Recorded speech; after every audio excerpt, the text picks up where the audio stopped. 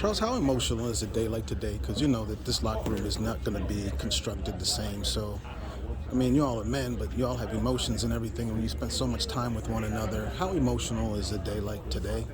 Um, it's tough, but at the end of the day, you gotta appreciate the times that you did share.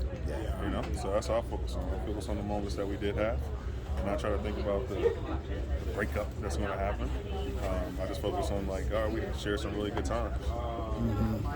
And then this Walter Payton Man of the Year, I mean, you expressed it before, but could you talk about how important or how special that is? I mean, there's a lot of accolades one could get, but the Walter Payton Man of the Year, where does that emotionally stand for you, knowing what he is? And Being in Chicago for 7 years, knowing what Walter Payton meant to that city, what he meant to that team and all that type of stuff, I know exactly how big this is.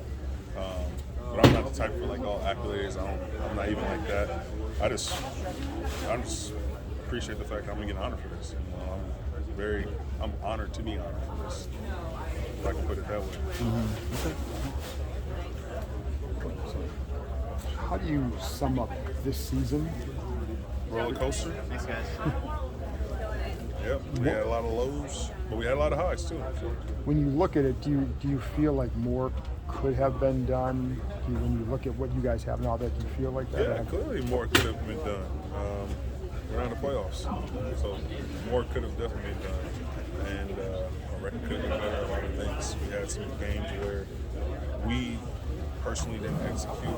I'm talking about offensively and offensive line wise. Like, personally didn't execute to the way where we should have won those games.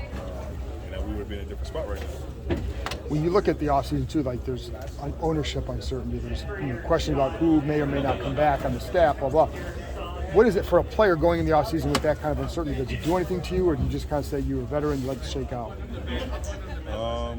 Seems like a little bit more because of the ownership.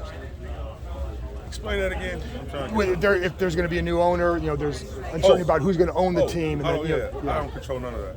Yeah. So I can only control what I can control. And that's how I always looked at it. I know the business aspect of it.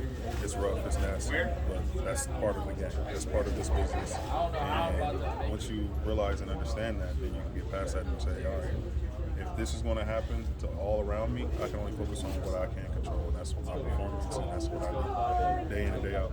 Was there a point in your career where you learned that? There was a certain point, yeah. It was actually my second year in the league when I started.